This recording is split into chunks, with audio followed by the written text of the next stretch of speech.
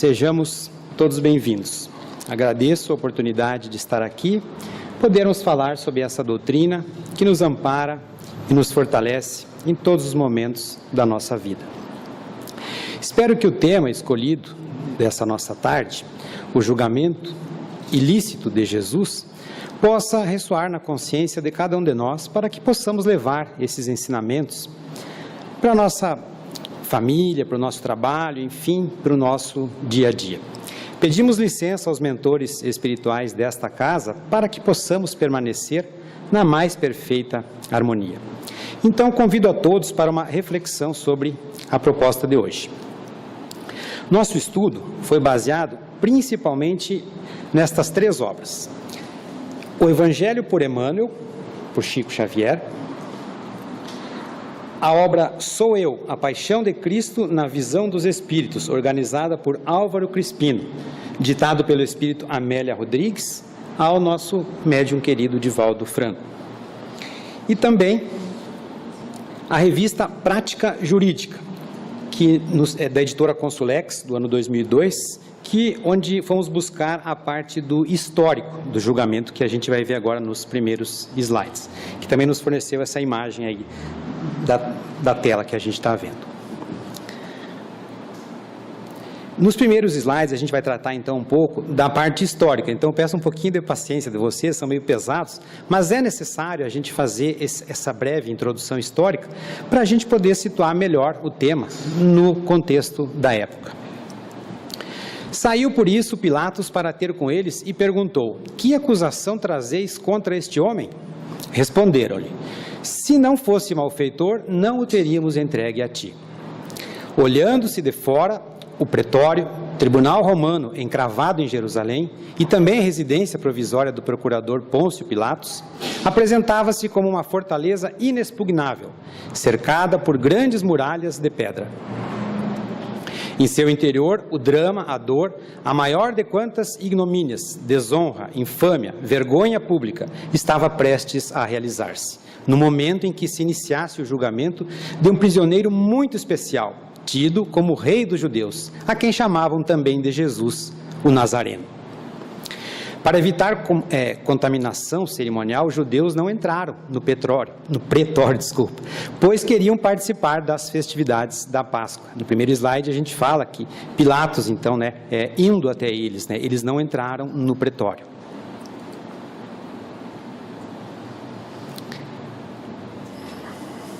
Desde o Getsemane, jardim localizado além da torrente do Cédron, até o Gólgota, onde o Cristo expirou pregado ao madeiro, jamais se viu a imposição de tantos sofrimentos, maus tratos, torturas, humilhações, abusos e desrespeitos de todo tipo a uma criatura humana como aqueles que se praticaram contra Jesus ao longo de sua paixão e morte.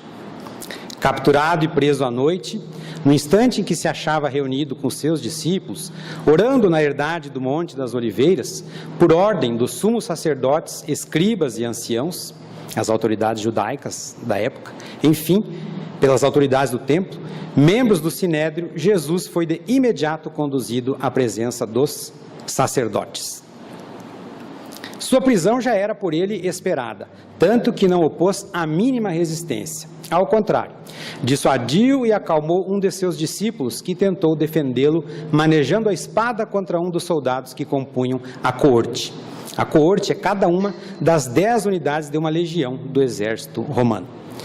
Buscou tornar daquele ato arbitrário um episódio sem violência, enquanto assumia toda a responsabilidade, ao mesmo tempo em que se identificava como sendo a pessoa que procuravam, com isso livrando os componentes do seu grupo. A quem buscais? Responderam: a Jesus de Nazaré. Sou eu, se é, pois, a mim que buscai, deixai ir estes. Antes não faltara o sinal para o qual para que identificasse: o beijo de Judas, um de seus discípulos. Aquele que o beijar é ele, prendei-o. Era a senha previamente acertada para que se efetivasse a prisão. Os motivos da prisão. Os verdadeiros motivos da prisão eram de fundo religioso, mas seria necessário criar-se um outro motivo, bem mais forte, para convencer o procurador romano a adotar a pena capital, a pena de morte. Vês que esse tipo de pena não poderia ser decretada pelos judeus. Era preciso criar-se um fato político, envolvendo os interesses de Roma. Um fato que se apresentasse como um crime de lesa majestade. Em outras palavras, um crime contra o imperador romano César. Assim, intitular-se de rei era o fato político que faltava para comprometer o réu no julgamento romano. O processo e as provas forjadas.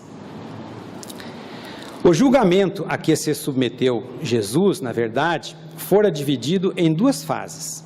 A primeira, que se passou no Sinédrio, que é o Senado judeu com aquelas autoridades, escribas, anciãos, realizado pelas autoridades judaicas, e a segunda no Pretório, o julgamento pela autoridade romana, única que tinha a competência para aplicar a pena capital, conforme era o desejo dos sacerdotes. Assim podemos traçar a seguinte cronologia do seu processo. Primeiro, transferência de Jesus de noite sob custódia armada. Primeiramente, a presença de Anás, onde ele foi interrogado. Depois, levado à presença do sumo sacerdote Caifás, onde que se efetuava a reunião, né, com os membros ali, os sacerdotes, chefes, anciãos, escribas, e novo interrogatório, e aí surgiu já o primeiro episódio de zombarias. Pedro, no pátio do sumo sacerdote, durante o interrogatório de Jesus, nega-o 3 vezes. De manhã, reúne-se o conselho dos sacerdotes, chefes, escribas e anciãos e resolve entregar Jesus a Pilatos. Percorreu naquela noite sinistra mais de 4 quilômetros entre um e outro palácio, Anás e Caifás. E depois ele foi conduzido a Pilatos, que enviou para Herodes e que depois devolveu Jesus a Pilatos novamente. Então vejam a peregrinação que passou Jesus. Pilatos interroga Jesus: és tu o rei dos judeus? Os judeus acusam Jesus, enviado por Pilatos a Herodes e depois é devolvido. Há a proposta da troca por Barrabás, o povo pede a crucificação de Jesus, ocorre a flagelação e a entrega para ser crucificado. E novamente episódio de zombaria organizado pelos soldados romanos. Quem se detenha a examinar os sinóticos, evangelhos de Mateus, Marcos e Lucas, há de verificar que Jesus, em verdade, não foi julgado. Antes foi execrado, acusado, humilhado e, afinal, condenado sem direito sequer à defesa. Em seu prol não se ouviram testemunhas, nenhum depoimento que lhe favorecesse foi tomado. Enfim, não houve o contraditório em nenhum momento do seu processo. Aliás, o que era comum naquela época nos julgamentos, nem mesmo o seu interrogatório lhe favorecera. Por isso, que preferiu o silêncio como meio de defesa. Nas poucas vezes em que se manifestara, as suas declarações mais ainda o incriminavam. Jesus, no entanto, permanecia calado. Disse-lhe o sumo sacerdote: por Deus vivo, conjure-te que nos diga se és o Cristo, o Filho de Deus. Jesus respondeu: sim. Além disso, eu vos declaro que vereis doravante o Filho do Homem sentar-se à direita do Todo-Poderoso e voltar sobre as nuvens do céu. Era tudo o que eles queriam, um réu confesso. Não se pode fazer um processo sem que haja testemunhas. Assim, apressaram-se os príncipes dos sacerdotes e, de resto, todo o conselho para obter esses testemunhos indispensáveis.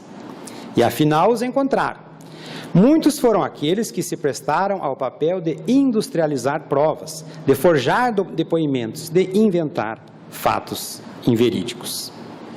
Alguns personagens do julgamento. Então nós vamos tratar um pouquinho, esses aí a gente retirou alguns, né, até em função do nosso tempo aqui. São 5 personagens, além de Jesus, óbvio, que a gente vai tecer alguns comentários e ver, né, e percebermos as mensagens que esses personagens nos deixam. Na primeira imagem, Pedro, que negou Cristo por 3 vezes. Judas, que traiu o amigo. Pilatos, que lavou as mãos e o condenou. Simão, o sirineu, que ajudou a carregar a cruz. E Dimas, que foi crucificado ao lado de Jesus. O beijo amigo. Judas vendera-o por 30 moedas de prata, atormentado pelo valor efêmero das coisas, o reino dos céus pelo de metais. O beijo foi a forma com que Judas Iscariotes, como vimos antes, identificou Jesus aos soldados que quando viessem prendê-lo. Aquele que eu beijar, podem prender, é ele. O amigo ali, entre aspas. E tendo o dinheiro nas mãos, percebendo que o seu amigo não reagira, começou aqui Judas a pensar um pouquinho. Deixando-se aprisionar e sendo condenado, retornou aos comparsas do crime e, ante a frieza deles, tardiamente desabafou: pequei entregando sangue inocente. As gargalhadas rolfenhas e a zombaria ácida dos cínicos vencedores da mentira explodiram em resposta de indiferença. O que nos importa? Isso é lá contigo. Te vira, Judas, o problema é teu. O que eles queriam mesmo era Jesus. E já havia entregue Jesus, então te vira agora. Agora não precisa mais chorar. Sem dimensão para compreender a extensão vil daquelas almas, o tresloucado atirou as moedas na direção do santuário. Ele trocou antes o reino dos céus pelo de metal. A gente viu, não durou muito, a ele perceber que não vale nada. Atirou as moedas na direção do santuário, saiu e foi-se enforcar. Quando caiu a ficha, vamos assim dizer, ele viu a besteira que havia feito, O Judas caiu em si, teve o despertar da consciência e atirou as moedas, não quis mais. Reino das coisas, vil metal, efêmero, passageiro. Os indivíduos fracos não se enfrentam. Fugindo da consciência, são-lhe vítima permanente por não poderem libertar-se do seu aguilhão. A culpa é ferrete cravado no cerne do ser a revolver-se cortante. Só a sujeição à realidade com honesta disposição de reequilíbrio arranca o espículo cravado, amenizando a dor. Fugir é fácil, porém, de que se foge? De quem e para onde? Aonde quer que se vá, vai-se consigo mesmo. E Judas, arrependido quão atenazado por forças espirituais inferiores que o arrastaram ao crime por afinidade de propósitos, fugiu para o abismo do suicídio pelo enforcamento. Abandonava o reino de luz para cuja construção fora convidado, arrojando-se no de trevas densas, onde se demoraria em infinita infelicidade. Fugir é fácil, nos diz a mentora Amélia Rodrigues. Estamos trabalhando essa obra que eu mostrei para vocês primeiro. Fugir é fácil, nos diz a mentora Amélia Rodrigues. A fuga geográfica é fácil, mas da consciência, impossível fugir. Pura ilusão. Para onde quer que eu vá, a consciência vai junto. A culpa acompanha o culpado. As leis naturais ou divinas são automáticas e regem todo o universo. E se forem violadas, é necessária a reparação para restabelecer o equilíbrio do universo. Então não adianta eu querer fugir pensando que está tudo certo. As leis funcionam automática e perfeitamente em todo o universo. Judas, além de trair o amigo, quis fugir, vamos dizer assim, fugir para o suicídio. Lê do engano. Pois então, complicou-se ainda mais. Já estava complicada a situação dele, E então ele resolveu complicar um pouquinho mais. No aturdimento ímpar, sem poder ver o amigo divino, sentiu momentaneamente atenuarem-se-lhe as dores e a loucura, e ouviu-lhe a voz dúlcida nos refolhos da alma: Judas, sou eu. Confia e espera, ainda há tempo. Nenhuma das minhas ovelhas se perderá.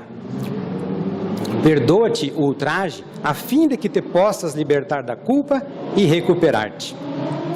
Recorda o amor, de modo que a paz se te aninhe no coração. Nunca te deixarei, nem te condenarei. Repousa um pouco, pois os milênios te aguardam, e eu também estarei esperando por ti.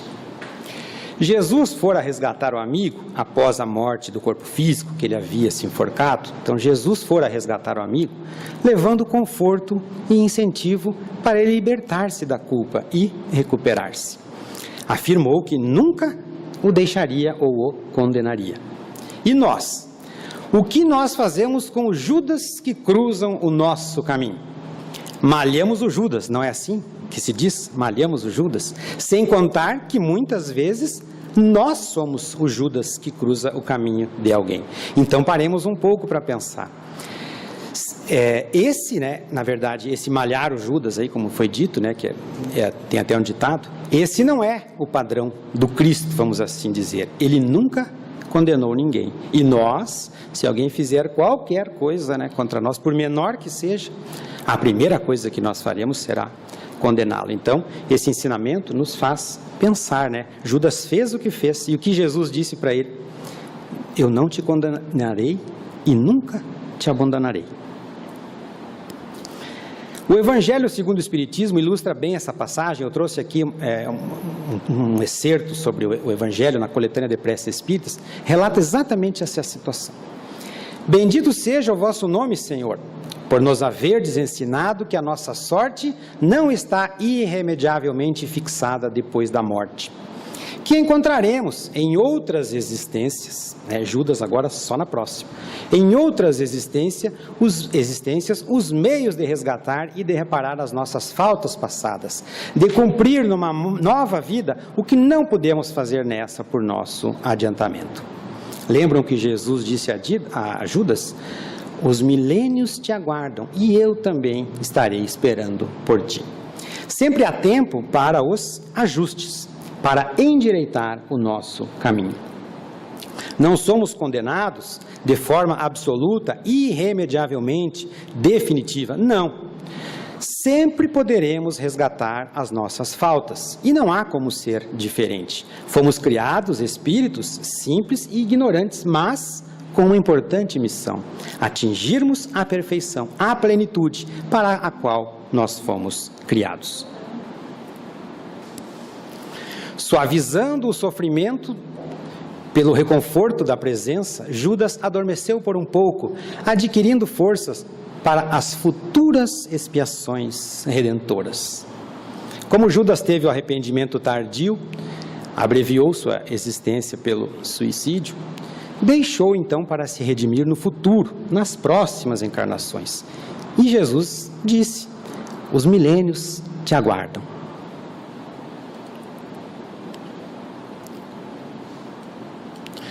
Quando Jesus estava sendo interrogado no Sinédrio, aquela espécie de senado judaico, prestes a ser condenado, Pedro, seu apóstolo, não teve coragem de assumir sua ligação com ele. Pedro teve medo de que lhe acontecesse o mesmo que estava acontecendo com Jesus. Por 3 vezes interrogaram Pedro se não era ele um dos seguidores de Jesus, e nas 3 ele negou. Quando o galo cantou, percebendo que a profecia havia se concretizado, caiu em si e começou a chorar. A negação de Pedro serve para significar, que nos diz agora é Emmanuel, na obra O Consolador. A negação de Pedro serve para significar a fragilidade das almas humanas, perdidas na invigilância e na despreocupação da realidade espiritual, deixando-se conduzir indiferentemente aos redemoinhos mais tenebrosos do sofrimento, sem cogitarem de um esforço legítimo e sincero na definitiva edificação de si mesmas.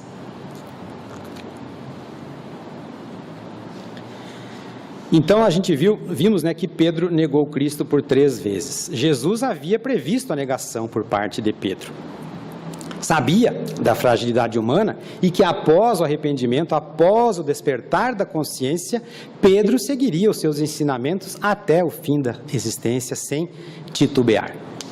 E nós, quantas vezes negamos o Cristo? A gente fala muito, né? Pedro negou o Cristo por 3 vezes. E nós, quantas vezes negamos? Será que foram só 3 vezes? Quando surge uma oportunidade, quando aprendemos mais sobre o Cristo, colocamos em prática os seus ensinamentos? No momento que a gente não coloca seus ensinamentos em prática, estamos negando o que ele nos ensinou, estamos negando o próprio Cristo. E apenas um comentário: para aliviar um pouquinho aqui a barra do Pedro. Pedro já tinha um agravante, ele já havia cortado a orelha de um soldado, Malco, soldado romano chamado Malco, quando foram buscar Jesus. E foi advertido por Jesus: Pedro, embainha a tua espada, pois quem com ferro fere, com ferro será ferido. É a lei de causa e efeito que nós conhecemos. Jesus não perdia nenhuma oportunidade para mostrar, para dar os ensinamentos. Pedro e Judas, o que eles têm em comum? Ambos eram amigos de Cristo, a gente viu, né? Sobre estes personagens, Pedro e Judas, e as situações que os marcaram para sempre, dirá a benfeitora Joana de Ângeles.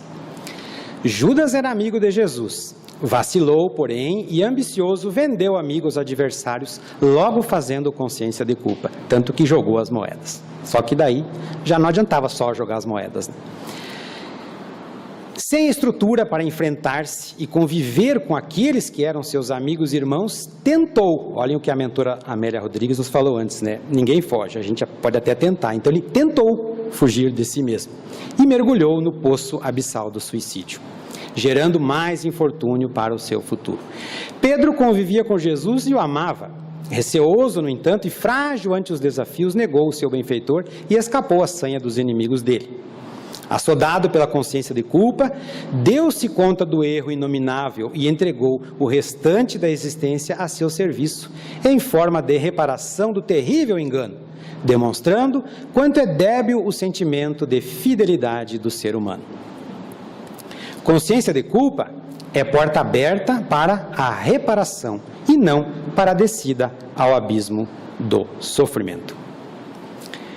Através da reparação, que Pedro já começou em seguida, ele percebeu, né, e já começou a trabalhar nisso, né? Opa, peraí, teve o despertar da consciência e já começou a reparar, trabalhar no bem para compensar o mal que ele fez.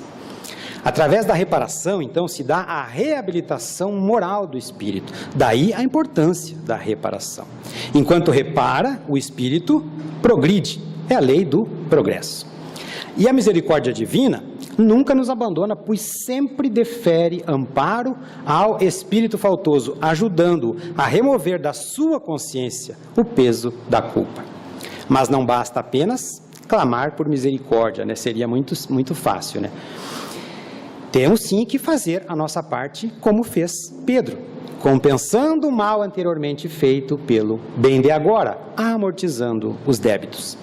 Sempre é possível, pois o amor, nas palavras do próprio Pedro, cobre uma multidão de pecados. Pecados entendidos como os desvios de conduta que nos fazem errar o alvo das leis morais. Pedro começou já, pôs-se a trabalhar. Judas deixou para a próxima e com uma carga muito mais pesada, teve sua vida abreviada, né? Sua existência física abreviada pelo suicídio. Depois de preso sem culpa formal, vendido traiçoeiramente pelo amigo invigilante, ele foi conduzido à presença do Todo-Poderoso da época, né? O governador da província, né, Pôncio Pilatos, que era, vamos dizer assim, subalterno, né, do imperador César, e era o representante de César ali. Ele é que representava César em Roma ali, que desconhecia as trapaças e astúcias religiosas desse povo apaixonado e vingador. Aguardando um Messias que lhe concedesse o mundo, repudiava a paz, ou melhor, repudiava Jesus que lhe oferecia a paz. Havia Jesus que trazia a paz, mas o povo queria era um Messias. Após dialogar com o prisioneiro e deslumbrar-se com sua altivez, Pilatos não lhe notara qualquer conduta ou pensamento passível de punição desabonador. Tentara, por isso mesmo, negociar a sua pela vida do salteador Barrabás sem conseguir êxito.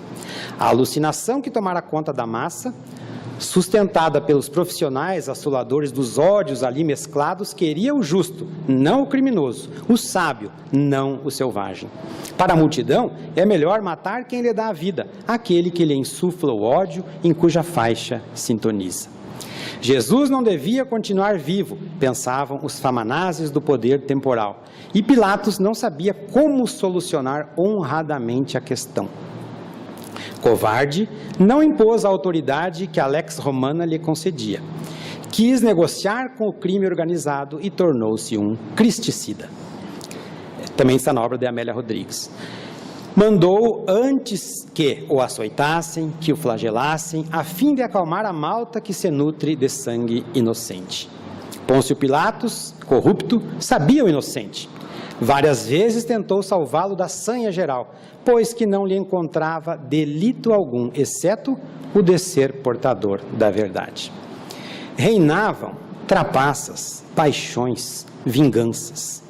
Essa era a faixa vibratória da turba, como nos diz Amélia Rodrigues. Uma verdadeira sombra densa, fruto da obsessão coletiva.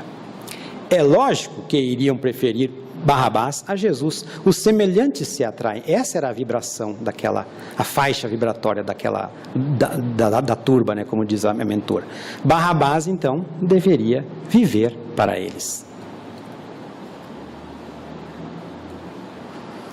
Vendo-o ser viciado numa tentativa de aplacar a sede dos perseguidores, não se pôde furtar por covardia moral ao atendimento da imposição que bradava: morte, crucifica-o. Ofereceu Barrabás e a multidão não aceitou a troca. Lavando as mãos, Pilatos não limpou a consciência ultrajada, que permanecia exigindo-lhe retificação de conduta. A história não poupa Pilatos. O ato fraco de lavar as mãos não isentou da culpa com a qual teve que conviver. Reza a história que ele perdeu o alto posto, exilado, pôs fim à própria vida, criando maiores e mais complicados problemas para a própria consciência. Como agradar essa multidão que celebra Jesus hoje e amanhã o nega? Primeiro a multidão o exaltava chamando de Messias, 5 dias depois o condenava. Então não tinha como agradar essa multidão. A mão que afaga é a mesma que apedreja, meus amigos. Judas e Pilatos. O que eles têm em comum? Além do que causaram, ambos fugiram, vamos dizer assim, né? Fugiram, entre aspas, para o suicídio, perturbando ainda mais o próprio futuro. Deverão prestar contas, sim, do mau uso que fizeram do seu livre-arbítrio, com uma baita agravante, vamos por assim dizer, né? Eles abreviaram a vida através do suicídio.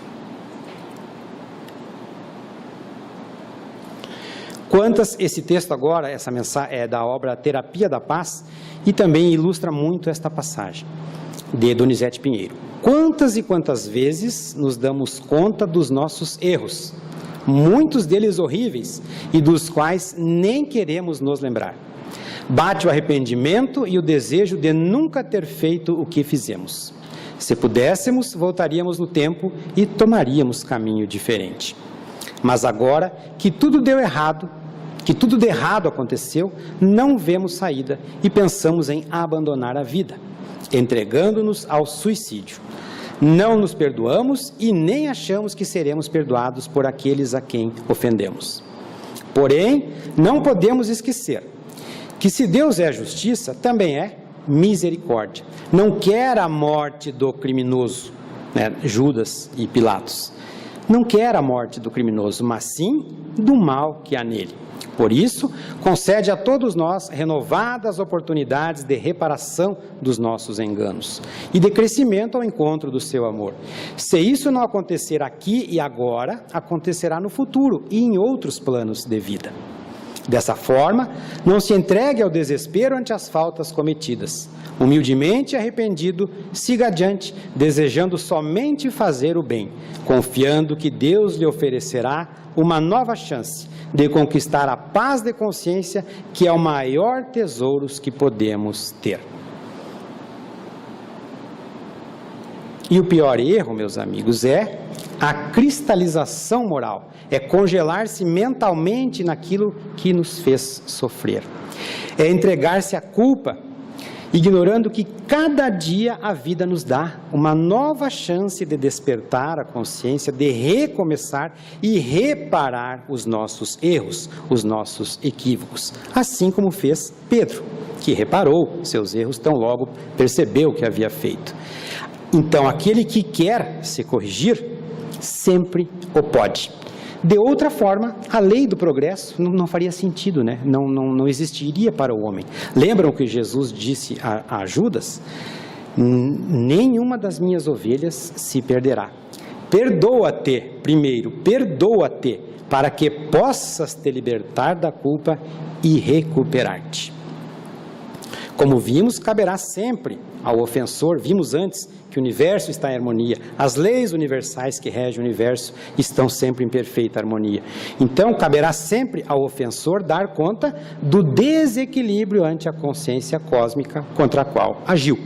Deverá prestar contas do mau uso que fez do seu livre-arbítrio. O espírito Camilo, sempre citado por Raul Teixeira, usa a expressão devolver à vida aquilo que se usurpou, aquilo que se deixou de fazer, restabelecendo a harmonia universal.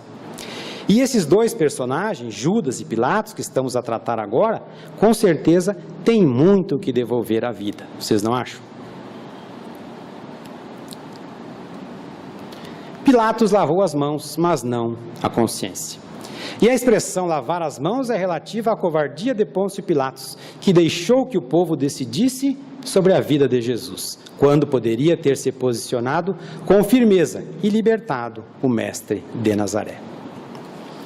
Bem, mas ainda bem que esse negócio aí de lavar as mãos é coisa lá da época do Pilatos, não é verdade? Hoje, será que hoje ainda há essa covardia moral? Ainda existem Pilatos? Os Pilatos de hoje, já respondendo, né, então porque estou falando dos Pilatos de hoje, os Pilatos de hoje estão preocupados, da mesma forma que aquele, com status, com posição, com poder, querem agradar as multidões, para não perderem seus postos elevados. Muitos ainda lavam as mãos na hora de tomar decisões, jogando a batata quente para os outros, vamos assim dizer, né, para não se comprometer. A ideia é ficar de bem com todos, não sair da sua zona de conforto, né? Essa é a ideia dos Pilatos, vamos dizer assim, não posso me indispor. A ideia então é ficar de bem com todos, não sair da sua zona de conforto, embora a consciência acuse a imoralidade e a falta de ética. Mas como ficar de bem com todos? Isso a gente sabe que não é possível. Como agradar a todos? Nem Jesus Cristo conseguiu. A multidão que o adorava, 5 dias depois o crucificava. Então não adianta a gente querer agradar a todo mundo. Isso é impossível. A expressão lavar as mãos também tem pode representar para nós um outro significado.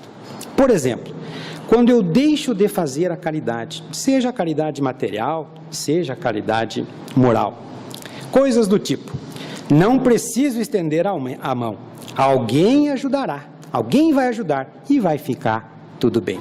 Então fica o ensinamento para nós também, não só de tomar essas decisões lá, né, como Pilatos e tal, mas muitas vezes, né, a gente às vezes se omite pensando assim, mas alguém vai ajudar no meu lugar, eu não preciso me preocupar.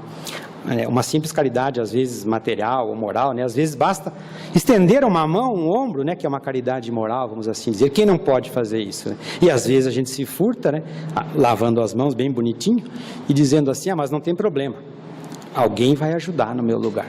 Então fica também essa mensagem, este outro significado do simples lavar as mãos.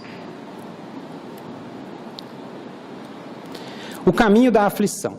Nenhuma voz se ergue para defendê-lo. Pessoa alguma que se resolvesse falar a seu favor. Todos os verbos estavam calados. E o silêncio era a resposta da frágil gratidão humana.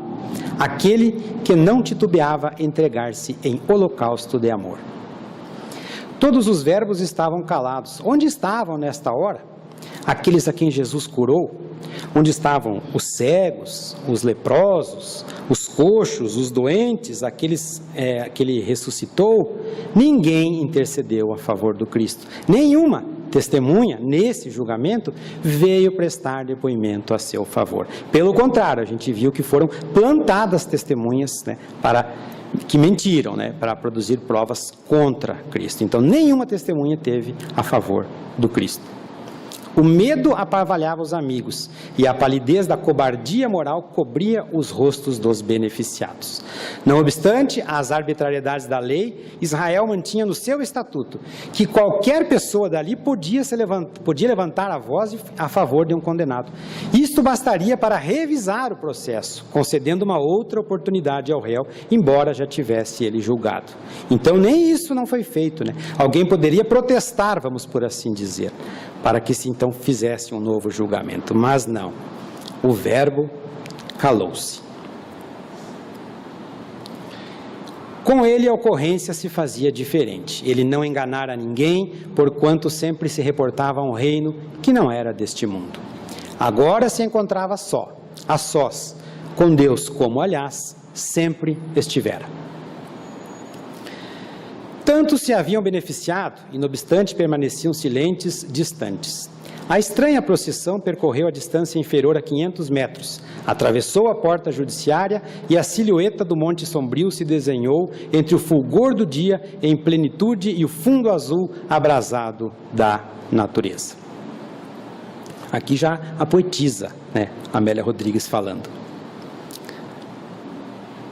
De semblantes sinistros, com varapaus, os membros da peregrinação torturam o justo, agridem-no com acrimônia, mordacidade e zombaria. Sempre se fará assim com aqueles que se elevam acima da craveira da banalidade, com os que se erguem nas grimpas dos ideais de enobrecimento da humanidade. Agora então, um outro personagem, Simão, o Cirineu. O homem de Cirene, era a cidade onde ele havia nascido, se encontrava acompanhando a sinistra procissão pelas vias estreitas de Jerusalém naquele dia. Apesar da cruz, com quase 70 quilos, a dilacerar os ombros e as mãos do condenado que cambaleia, comove-o. A noite de vigília demorada, como a gente viu antes lá no início, as viagens entre Anás e Caifás, Pilatos, Herodes, Pilatos de novo, né, e a saída ao pretório, exauriram o Filho de Deus.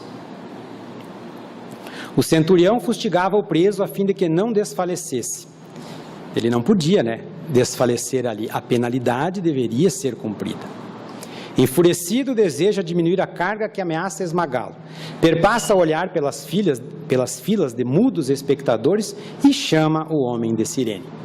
O convocado não reage, parece até que se rejubila interiormente. Submisso, curva-se, oferece o ombro e auxilia o estranho. A cruz se ergue agora mais leve. Jesus dirige-lhe um olhar de profundo amor. Lampeja um lucilar de ternura e de gratidão que penetra o benfeitor inesperado e faz-o tremer de emoção desconhecida. O olhar de Jesus, para Cirineu, fez ele teve uma emoção muito forte, ele tremeu, uma emoção assim que ele desconhecia. Simão, o Cirineu, é o testemunho da solidariedade que o mundo nos solicita até hoje. 500 metros era a distância a percorrer entre o local do julgamento arbitrário e o acume do Monte da Caveira, onde ele foi crucificado. Em curta distância, a impiedade e a zombaria são grandes. Também o testemunho da solidariedade fraternal faz-se enorme. Todos encontraremos pelo caminho da aflição os Cirineus, em nome e honra de Jesus. A nosso turno, devemos tornar-nos novos homens de Cirene, a ajudar os que passam sobrecarregados, aguardando, esperando socorro. Fazer algo pelo próximo e não simplesmente cruzar os braços. Outra mensagem que fica para nós. Uma postura proativa e não meramente contemplativa ante o sofrimento alheio. A solidariedade é o amor e a caridade em ação, indica um fazer. O egoísmo responsável por todos os males que afligem a humanidade é precisamente a falta da solidariedade. Veja a mensagem que Cirineu nos deixou da solidariedade. Emmanuel complementa a mensagem do Cirineu, na obra Luz e Vida, por Chico Xavier.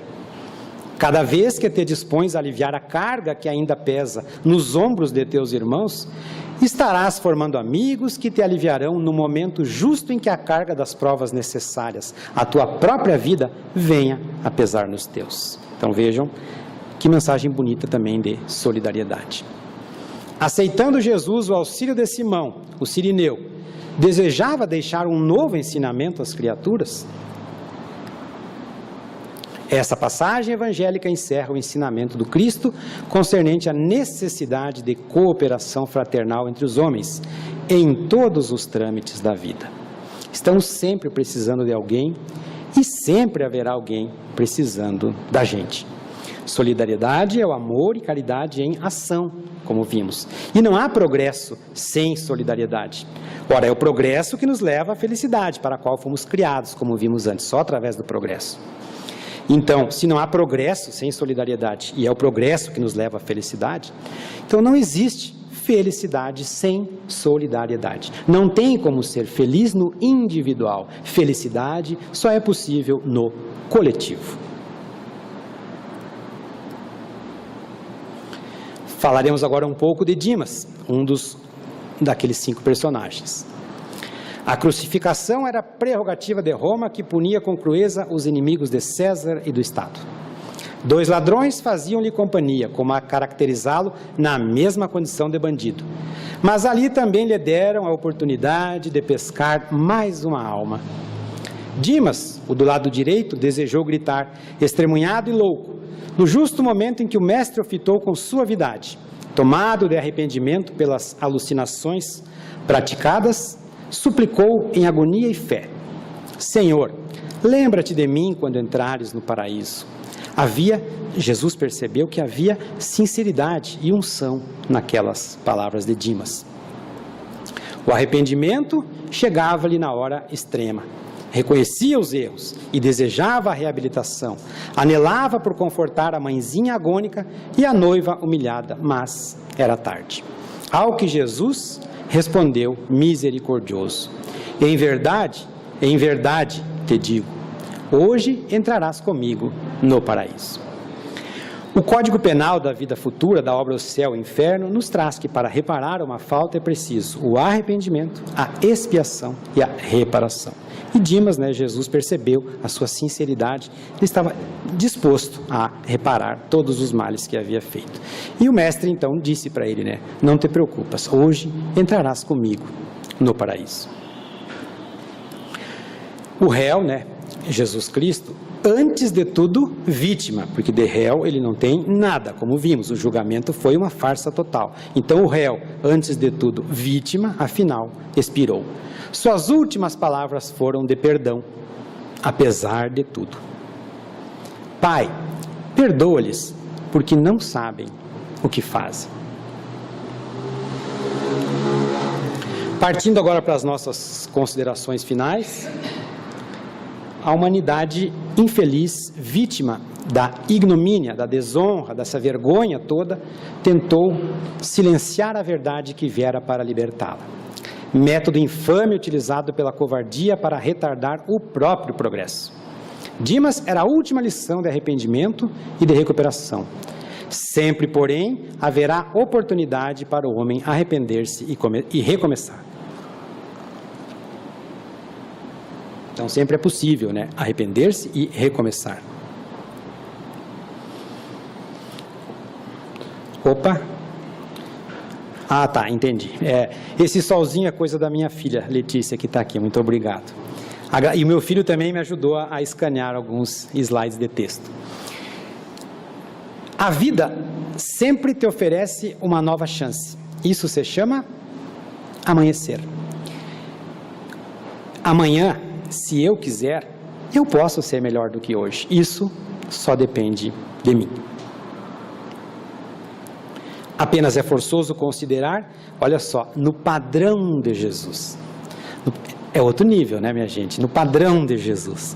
A justiça não agrava os problemas do devedor, reconhecendo-lhe, ao invés disso, as necessidades que o recomendam à compaixão, sem furtar-lhe as possibilidades de reajuste. Já vimos que as leis são imutáveis, a lei de causa e efeito, então não adianta.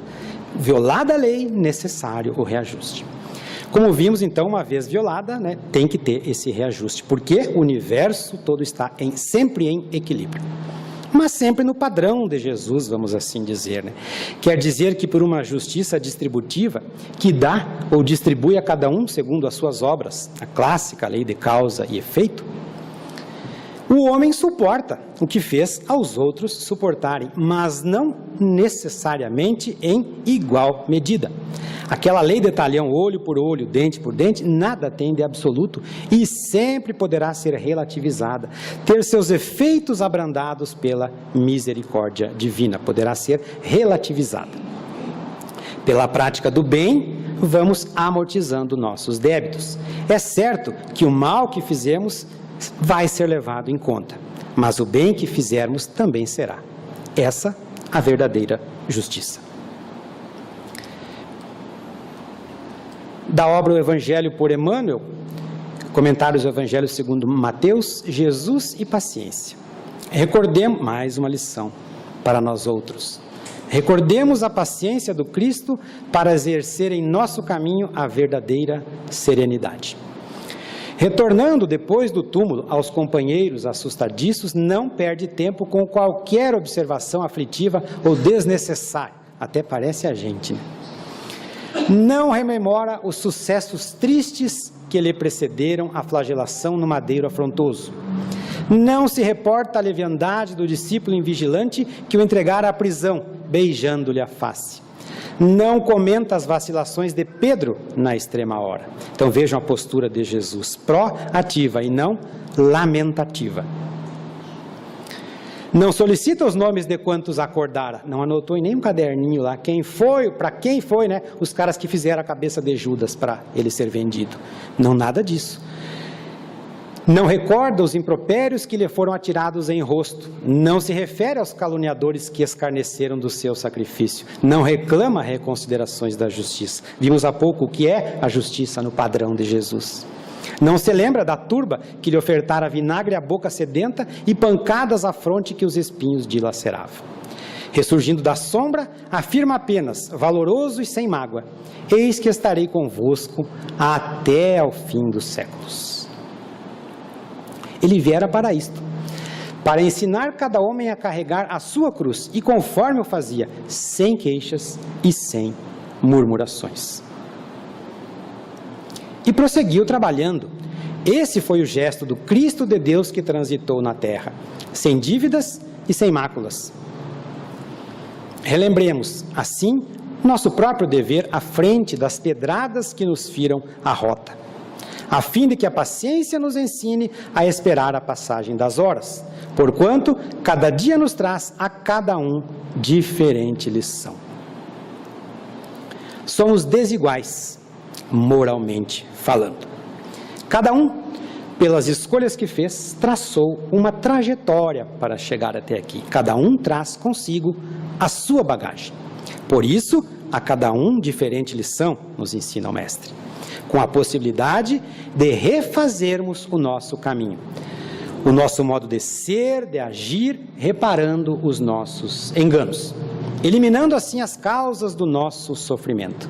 E se hoje nossa cruz está pesada, é por causa do nosso passado que precisa ser reparado. Mas o amanhã ainda está vazio, esperando nossas ações agora, no hoje, no presente, para que ele seja melhor. O futuro se escreve agora. O foco principal da crucificação não deve ser procurado no corpo pregado pela incúria dos homens, mas no sepulcro vazio onde a vida conquista a morte.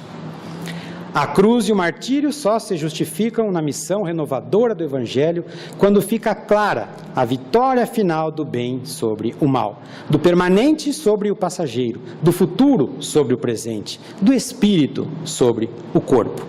Na palavra do espírito Bezerra de Menezes, sobre a crucificação, temos que o herói silencioso da cruz, de braços abertos, transformou o instrumento de flagício em asas para a libertação de todas as criaturas, e a luz que fulgurou no topo da cruz converteu-se em perene madrugada para a humanidade de todos os tempos. Não basta fazer do Cristo Jesus o benfeitor que cura e protege. É indispensável transformá-lo em padrão permanente da vida, por exemplo e modelo de cada dia. Essas foram as nossas considerações. Esperamos de alguma forma ter contribuído para a reflexão. Muito obrigado e uma boa tarde a todos.